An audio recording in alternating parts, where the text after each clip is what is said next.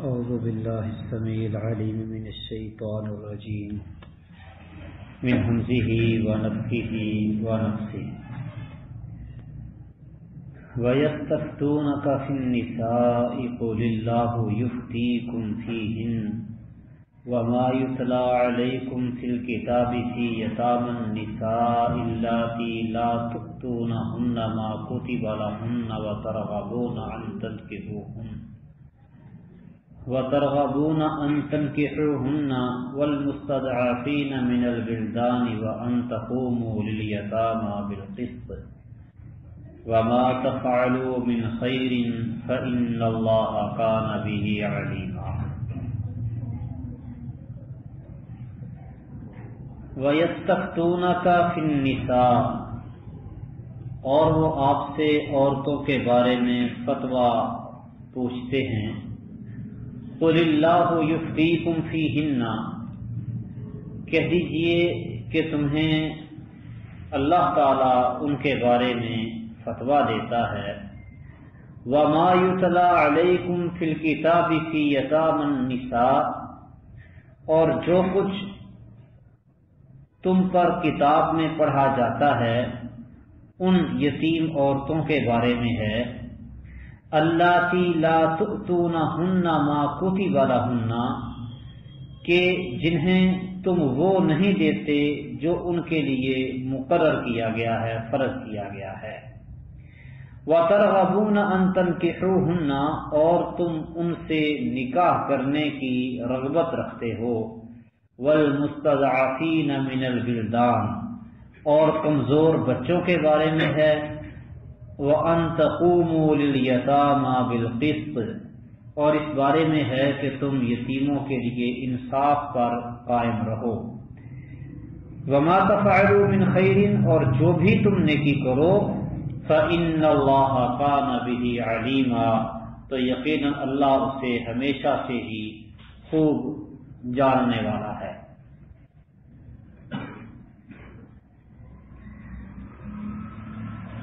اس آیت میں اللہ سبحانہ و تعالی نے صرف یہ ذکر کیا ہے کہ لوگ آپ سے عورتوں کے بارے میں فتویٰ پوچھتے ہیں۔ یہاں پہ یہ وضاحت نہیں کہ عورتوں سے متعلق کس مسئلے کے بارے میں وہ فتویٰ پوچھ رہے ہیں، تو اگلی آیات میں ان کی صراحت اور وضاحت مل جاتی ہے۔ اللہ سبحانہ و تعالی نے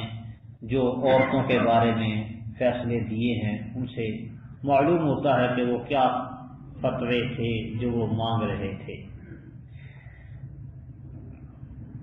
قُلِ اللَّهُ يُفْتِيكُمْ فِيهِنَّ کہہ دیجئے کہ اللہ آپ کو ان کے بارے میں فتویٰ دیتا ہے۔ یہاں پہ کچھ باتوں کے جواب کے لیے پچھلی آیات کا، پہلے نازل شدہ آیات کا حوالہ دیا جا رہا ہے کہ وَمَا يُتْلَى عَلَيْكُمْ فِي الْكِتَابِ فِي يَتَامَى النِّسَاءِ جو کچھ تم پر کتاب میں پڑھا جاتا ہے، یعنی پہلے کتاب کی وحی نازل ہو چکی ہے اور تم پر پڑھا جا رہا ہے یتیم عورتوں کے متعلق، وہ یتیم عورتیں کہ جن سے تم نکاح تو کرنا چاہتے ہو لیکن ان کا مقرر شدہ حصہ، ان کے حق مہر جو ان کے لیے فرض کیا گیا وہ ان کو نہیں دیتے، لیکن نکاح کرنے کی رغبت رکھتے ہو ان یتیم عورتوں کے بارے میں اور کمزور بچوں کے بارے میں، اور اس بارے میں کہ تم یتیموں کے بارے میں انصاف کے ساتھ انصاف پر قائم رہو، یہ سب کچھ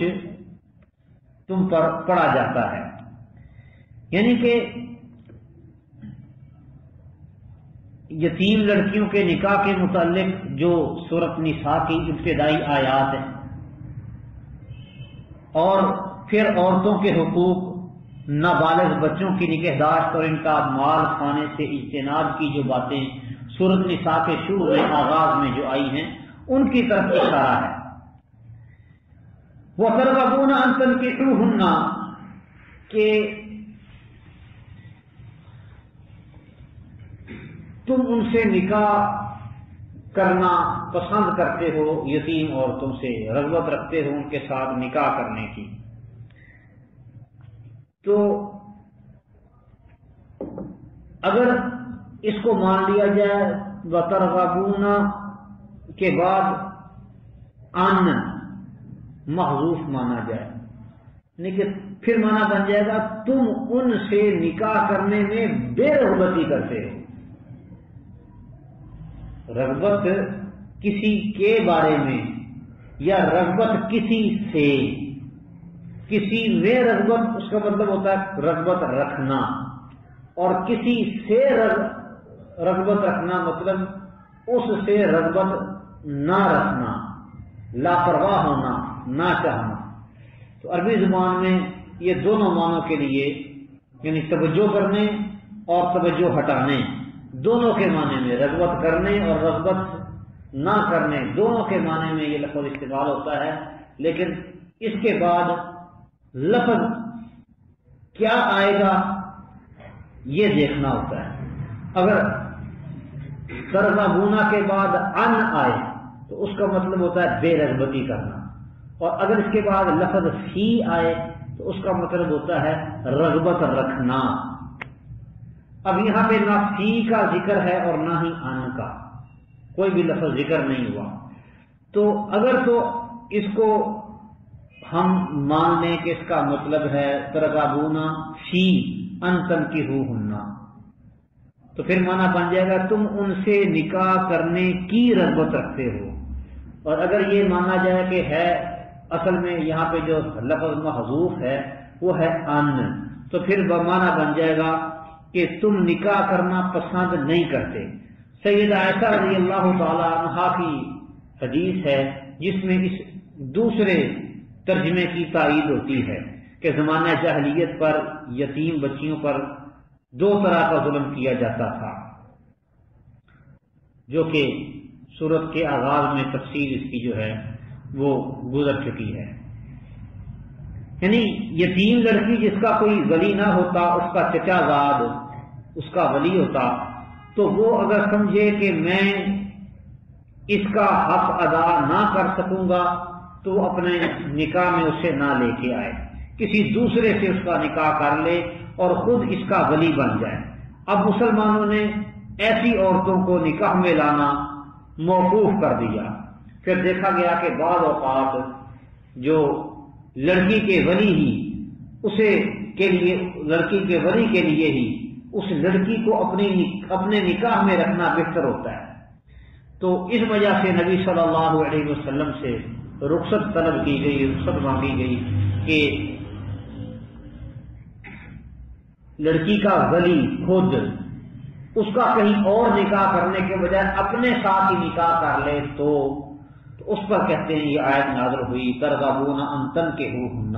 کہ تم ان سے نکاح کرنے کی رغبت رکھتے ہو، تو اجازت مل گئی۔ اور فرمایا کہ جو کتاب میں منع کیا گیا تھا وہ اس وقت ہے کہ جب تم ان کا حق پورا نہ دو۔ اگر ان کے حق کی بہتری مقصود ہو اور ان کو حق دینا مقصود ہو تو پھر نکاح کرنے کی ان کے ساتھ رخصت ہے۔ شروع سورۃ نساء میں کہا تھا نا کہ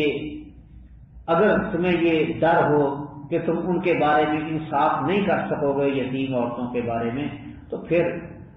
فانکحوا ما طاب لکم من النساء مثنی وثلاث ورباع، ان کے علاوہ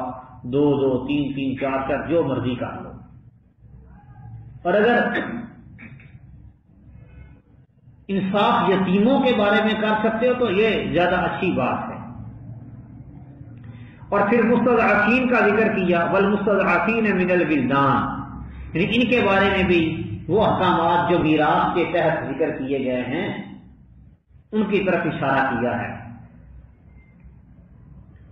فَأَن تَقُومُوا لِلْيَتَامَى بِالْقِسْطِ، یتیموں کے ساتھ انصاف پر قائم رہو، کہ یتیموں کا مال ہڑپ نہ کرو، تیزی کے ساتھ ان کا مال کھانے کی کوشش نہ کرو، اپنے مال کے ساتھ ان کا مال ملا کے وہ سارا ہضم کرنے کے بہانے نہ بناؤ۔ ہاں جو غنی ہے وہ بچے، جو فقیر ہے وہ معروف طریقے سے کھائے، ان باتوں کی طرف اشارہ کیا ہے۔ وَمَا تَفْعَلُوا مِنْ خَيْرٍ فَإِنَّ اللَّهَ كَانَ بِهِ عَلِيمًا، اور جو بھی تم نیکی کا کام کرو تو اللہ اس کو خوب جاننے والا ہے۔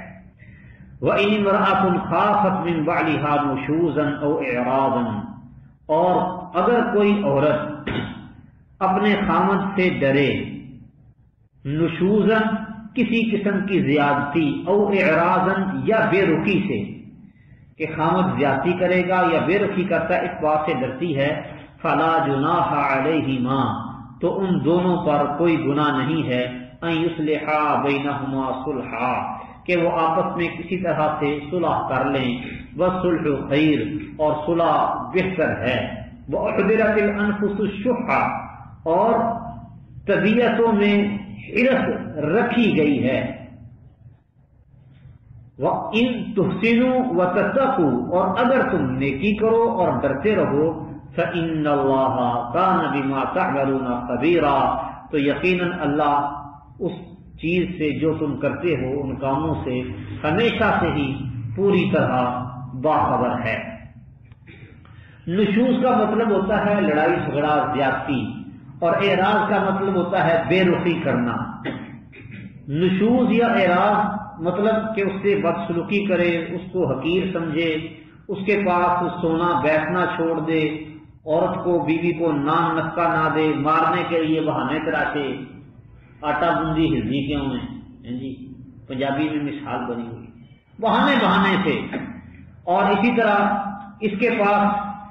کوئی دوسری بیوی ہے جسے وہ زیادہ چاہتا ہے اور اس کی طرف توجہ کم کرتا ہے، تو اس میں دو صورتیں ہی ہو سکتی ہیں۔ ایک تو یہ کہ عورت سمجھے کہ میں اسی شخص کے نکاح میں رہوں تو میرے حق میں بہتر ہے، خواہ مجھے اپنے کچھ حقوق چھوڑنے بھی پڑیں تو جیسے کہتے بھی ہے میاں بیوی آپس میں صلح کر کے رہ لیں۔ اور دوسری صورت یہ ہے کہ اس سے علیحدگی اختیار کر لیں۔ یہ دو صورتیں ذکر کی ہیں اللہ سبحانہ و تعالی نے، کہ اگر اس آیت میں ذکر کیا ہے کہ اگر وہ صلح کر لیں تو صلح یہ ان کے لیے بہتر ہے، والصلح خیر وأحضرت الانفس الشح ہاں طبیعتوں میں کچھ بخل رکھا گیا ہے، حرص رکھا گیا ہے، لیکن پھر ابھی اگر عورت سمجھتی ہے کہ میرے حق میں یہ خامد بہتر ہے، چلو دوسری بیوی کو کچھ زیادہ وقت یا زیادہ ٹائم یا اس کو زیادہ توجہ دے رہا ہے، لیکن اس کے نکاح میں رہنا یہ بہتر ہے، اگر اس کے نکاح سے نکلوں گی تو پھر پتہ نہیں کیا بنے گا، اور رشتہ ملتا ہے نہیں ملتا ہے تو کیسا ملتا ہے، کئی ایک معاملات مسائل وہ اپنا اچھی طرح سوچ وچار کر لے اور خامد کے ساتھ صلح کر کے رہ لے تو یہ بھی بہت بہتر ہے۔ اور فرمایا وَإِن تُحْسِنُوا وَتَتَّقُوا فَإِنَّ اللَّهَ كَانَ بِمَا تَعْمَلُونَ خَبِيرًا اور اگر تم مرد تم نیکی کرو اور ڈرتے رہو تو یقیناً تمہارے اعمال کو اللہ تعالیٰ خوب دیکھنے والا ہے۔ ام المومنین سیدہ عائشہ صدیقہ رضی اللہ تعالی عنہ بیان کرتی ہیں کہ کسی مرد کے پاس کوئی عورت ہو اور اب وہ اسے مزید نہ رکھنا چاہتا اور طلاق دینے کا ارادہ رکھتا تو وہ کیا کرتا، تو عورت کہہ دیتی کہ مجھے طلاق نہ دو، اپنے نکاح میں رکھو، میں اپنی باری کے بارے میں تمہیں اجازت دیتی ہوں کہ میرے حصے کی باری جس بیوی کے پاس تم رہنا چاہتا ہے اس کے پاس رہ لے، یعنی اپنی باری سے عورت دستبردار ہو جائے۔ عورت کی شادی ہے جس آدمی کے ساتھ، اس کی اور بھی بیویاں ہیں، یعنی آدمی نے 2 یا 3 یا 4 شادیاں کی ہوئی ہیں، اب آدمی ان میں سے کسی ایک بیوی کو سمجھتا ہے کہ یہ میرے لیے بوجھ ہی ہے اور اس کو طلاق دینے کا ارادہ رکھتا تو بیوی یہ سمجھتی کہ اس کے نکاح میں رہنا میرے لیے بہتر ہے، تو وہ کیا کرتی، اپنے خامد کو یہ کہتی کہ ٹھیک ہے میرے حصے کی باری بھی تو اپنی مرضی سے کسی اور بیوی کے پاس رہ لو، میں تجھ سے یہ مطالبہ نہیں کرتی۔ تو وہ اس پر راضی ہو کہ اس کو اپنے نکاح میں رکھتا۔ نبی کریم صلی اللہ علیہ وسلم انہوں نے بھی سودا رضی اللہ تعالی عنہ کے بارے میں ایسا ارادہ کیا تو انہوں نے اپنی باری سیدہ عائشہ صدیقہ رضی اللہ تعالی عنہ کو دے دی، یعنی عورت اپنے حق سے دستبردار ہو جائے صرف اس آدمی کے نکاح میں باقی رہنے کے لیے۔ اب نبی صلی اللہ علیہ وسلم کے نکاح میں رہنا ان کے لیے ایک اعزاز تھا، تو وہ اس کو کھونا نہیں چاہتی تھی، باقی رہا۔ اسی طرح آج کل ایک نکاح چلتا ہے جس کو نکاح میسار یا مسیار کہتے ہیں، اس میں بھی کئی لوگ تو اس کے بارے میں بڑے عجیب و غریب خیالات اور ذہن رکھتے ہیں۔ بہرحال اصل وہ نکاح یہ ہے کہ عورت کسی آدمی سے نکاح کرتی ہے لیکن اپنے کچھ حقوق چھوڑ دیتی ہے، میسار یسر سے، آسانی سے، کہ اپنے کچھ حقوق چھوڑ دیے، کہ مثال کے طور پہ وہ کہتی ہے ٹھیک ہے میرے ساتھ نکاح کر لو، میں آپ سے خرچہ نہیں مانگتی، اس پر راضی ہے کہ میرے پاس اپنے لیے اپنے خرچے کے لیے ہے سارا کچھ، مجھے خرچے کی ضرورت نہیں ہے، بس نکاح کر لو۔ اس کو خامد چاہیے، خامد اس کو مل جاتا ہے اور اس کے اوپر کسی قسم کا کوئی بوجھ خرچے کا، نام نقطے وغیرہ کا نہیں ہوتا۔ اسی طرح کوئی بھی اپنا حق عورت چھوڑ دے، اپنا حق چھوڑ کے عورت نکاح کرے یا نکاح میں رہے، اس نکاح کا نام ہے میسار، یسر سے، آسانی سے، کہ خامد کے حق میں آسانی پیدا کر دی، یا خامد سے رہائش نہیں مانگتی کہ ٹھیک ہے رہائش میری اپنی ہے میں اسی میں رہوں گی، یہ آسانی ہے اس کے لیے، خامد کے لیے، اس کے لیے آسانی پیدا کر دے نکاح میں، یہ اتنی کا حد تک تو ہے ٹھیک۔ اچھا، اس میں کچھ لوگ اور اس کو طریقہ کار اپناتے ہیں کہ وقتی طور پر نکاح کر لیا کسی عورت سے، پھر طلاق دے دی بعد میں، تھوڑے عرصے کے لیے 2 مہینے 3 مہینے 4 مہینے سال 2 سال کے لیے نکاح، یہ طریقہ کار غلط ہے۔ طلاق دینے کی نیت سے، چھوڑنے کی نیت سے جو نکاح ہے یہ غلط اور ناجائز ہے۔ نکاح زندگی بسر کرنے کے لیے، زندگی گزارنے کے لیے، کھیل تماشا نہیں بنانا۔ تو بہرحال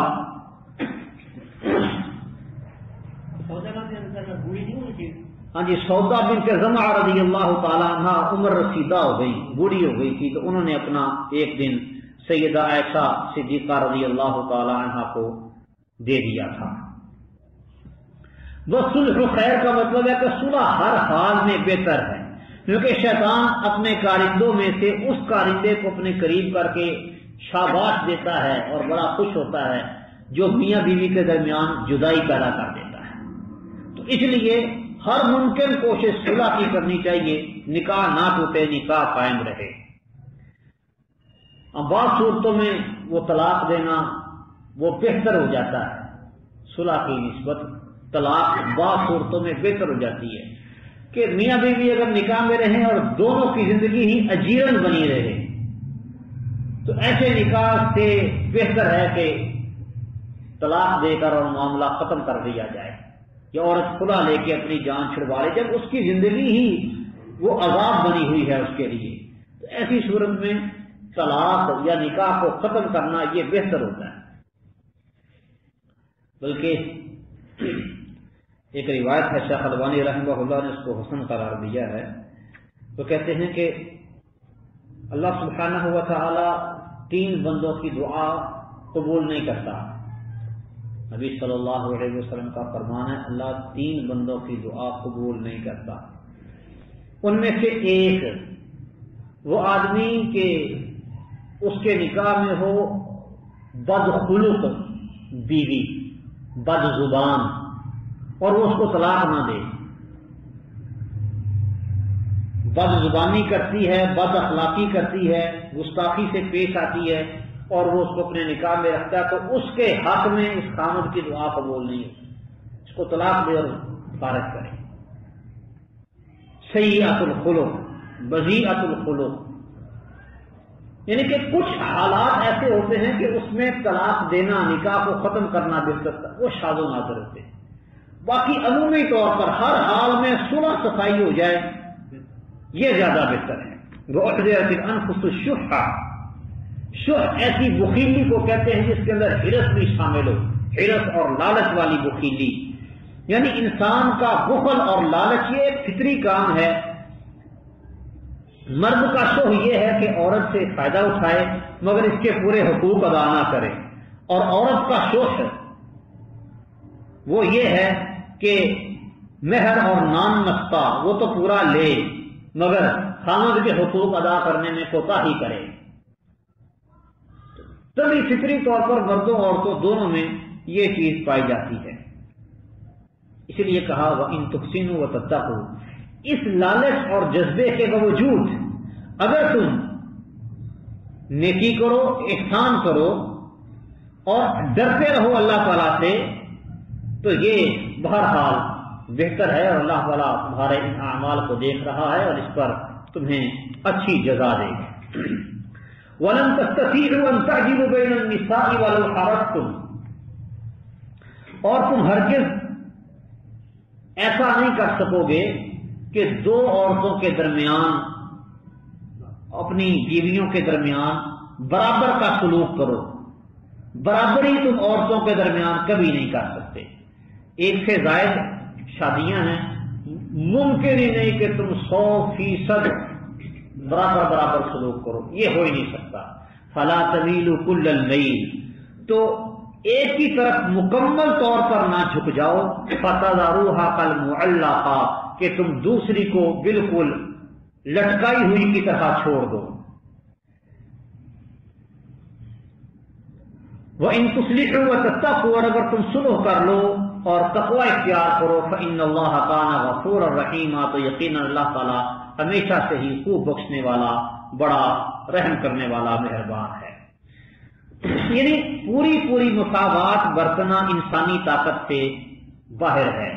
عورتوں کی اپنی اپنی طبیعت، اپنی اپنی فطرت ہوتی ہے۔ عورتوں میں طبیعتوں، اخلاق، عادات، حسن و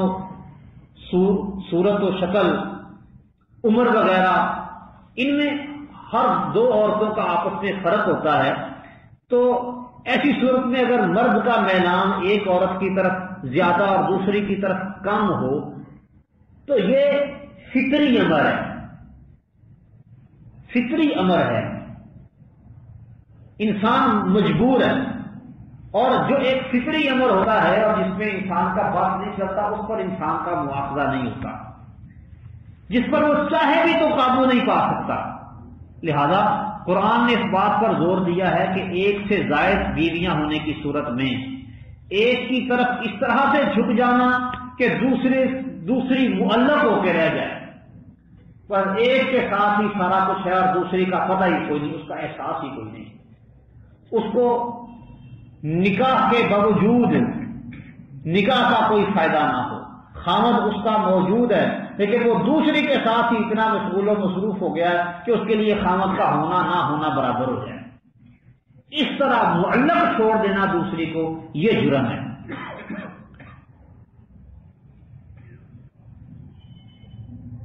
مکمل مساوات ممکن نہیں، لیکن مکمل طور پر میلان یہ حرام اور ناجائز ہے۔ ہاں، ظاہری حقوق میں عورتوں سے مساوی سلوک کیا جائے، جو ظاہری حقوق یعنی مثال کے طور پر خرچہ ہے گھر کا وہ برابر دیا جائے، اور یہ جو خرچے کی برابری ہے یہ بیوی کے خرچے کی ہے، دیگر خرچوں کی نہیں۔ ایک کے پاس 5 بچے ہیں، دوسری کے پاس 1 بچہ ہے، کیسے برابری ہوگی؟ ایک کا بچہ وہ پڑھتا ہے دوسری کلاس میں اور دوسری کا بچہ پڑھتا ہے 10ویں کلاس میں، کیسے خرچہ برابر ہوگا؟ یہ ضرورت ہے۔ خرچے کی برابری کا معنی سہولت دینے میں برابری۔ ضرورت ہر ایک کی الگ الگ ہے، جس کی جتنی ضرورت ہے اپنی وسعت طاقت کے مطابق اس کی ضرورت پوری کرے۔ یہ نہ کرے کہ ایک کی ضرورتیں پوری کرتا جائے اور دوسرے کی ضرورت بھی پوری نہ کرے، پھر یہ ناانصافی ہو جائے گی۔ ہر ایک کو ضرورت اس کی جتنی ہے وہ دے، اور بیوی کے لیے جو خاص اس کا خرچ ہے اس میں برابری کرے، بالکل اس میں کوئی اونچ نیچ نہیں۔ مثال کے طور پر اگر زیور ایک کو لے کے دیا دوسری کو بھی لے کے دے. ہاں کبھی ایسا ہوتا ہے کہ ایک بیوی وہ ذوق شوق رکھتی ہے بننے سنورنے کا زیور پہننے کا مثلا، اور دوسری کے پاس ہو بھی تو وہ اس کو ہاتھ نہیں لگاتی، اس کے اندر یہ خوبی نہیں ہے، یہ صلاحیت ہی نہیں ہے، ذوق ہی نہیں، بالکل بے ذوق بھی کچھ جس طرح مرد ہوتے ہیں ایسے عورتیں بھی کئی بد ذوق قسم کی ہوتی ہیں. تو اب اس کو تو لے کے دینے کا ہی فائدہ کوئی نہیں. ایسا اگر معاملہ آ جائے تو ایک الگ بات ہے، اور اگر ذوق ہے تو پھر دونوں طرف برابری.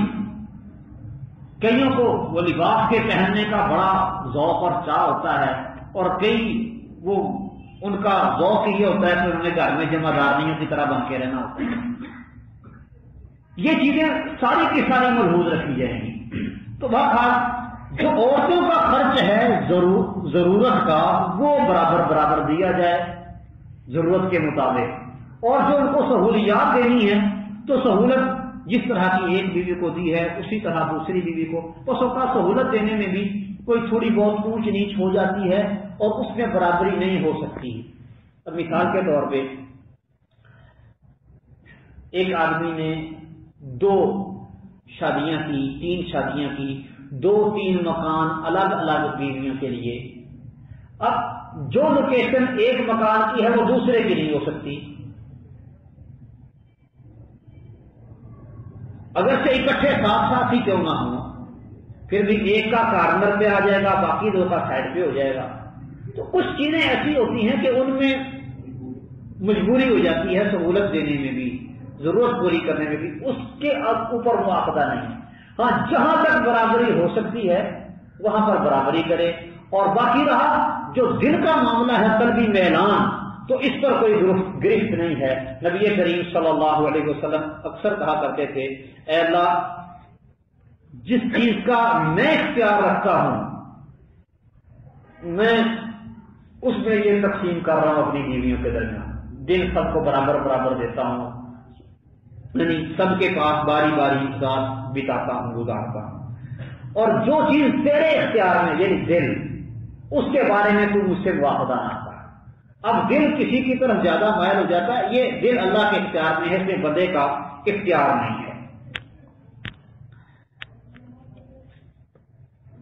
اچھا کچھ لوگ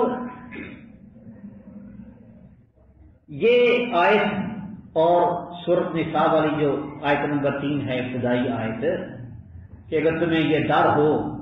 اللہ تعجلوا کہ تم انصاف نہیں کر سکو گے فواحدہ کا ایک ہی کرو. شروع میں اللہ نے یہ کہا ہے نا کہ 2-2 کرو، 3-3 کرو، 4-4 کرو. اور اگر تمہیں یہ ڈر ہو کہ تم انصاف نہیں کر سکو گے تو پھر ایک ہی کافی ہے. اور اس آیت میں آ گیا کہ لن تستطیعوا ان تعدلوا بین النساء ولو حرصتم، اگر تم کرنا بھی چاہو تو عورتوں میں پورا پورا انصاف نہیں کر سکتے. اچھا ان دونوں آیتوں کو ملا کے نتیجہ یہ نکالتے ہیں کہ جی 2 بیویوں کے درمیان عدل ممکن ہی نہیں. اور دوسرا حکم یہ ہے جو پیچھے گزرا ہے کہ اگر عدل نہ کر سکو تو پھر ایک ہی کرو. لہذا معلوم ہوا کہ ایک سے زائد نکاح کرنا جائز ہی نہیں. کئی جمع تفریقیں کرنے والے، ضربیں تقسیمیں لگانے والے ایسے بھی ہوتے ہیں کہ ادھر کہا ہے کہ اگر انصاف نہ کر سکو تو ایک، اور یہاں پہ اللہ نے گواہی دے دی ہے کہ تم انصاف کر ہی نہیں سکتے، تو لہذا ایک سے زائد ختم. حالانکہ یہ بات نہیں ہے. سورۃ نساء کی اس آیت میں بھی آپ کو واضح کیا تھا کہ عورتوں کے درمیان عدل میں اتنی رعایت ہے کیونکہ اللہ تعالیٰ اسی آیت میں دیکھتے ہو فرما رہے ہیں کہ تم انصاف پورا پورا نہیں کر سکتے فلا تمیلوا کل المیل،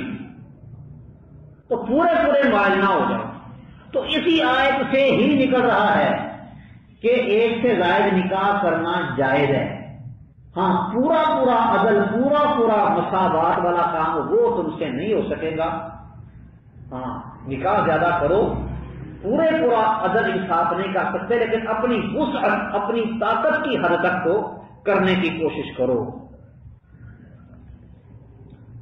فَإِن تُصْلِحُوا وَتَتَّقُوا، اور اگر تم صلح کر لو اور تقوی اختیار کرو، فَإِنَّ اللَّهَ كَانَ غَفُورًا رَحِيمًا،